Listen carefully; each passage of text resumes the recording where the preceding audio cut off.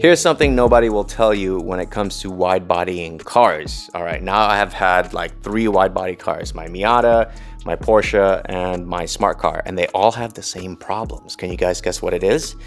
It's turning. Okay, so the front right here, I'm using a 285 tire because it's meaty and it looks right for the build, right? This is a 16, 12 and a half, negative 65 wheel that I made for this car. But every time I turn on this car, lock to lock, meaning full left or full right, the inside right here rubs. How do you fix that without chopping off a bunch of metal?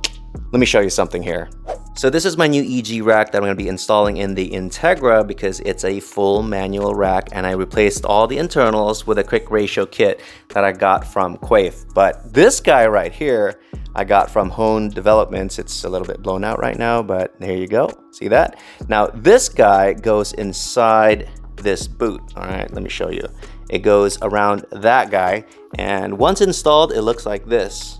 All right, and that stops the tie rod. See the little bump right there on the tie rod?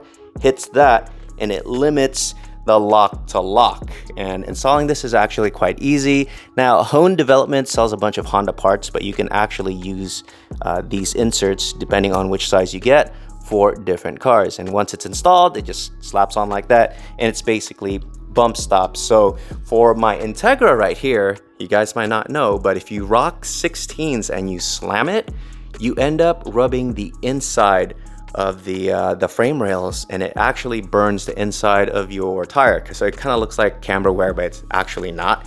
And even with 15s at say full lock, sometimes will hit the inside of the frame rails, especially when you're lowered like this and you're going around a turn hard. So for me, I'm just gonna add that little spacer. You can stack them, so you can actually add more.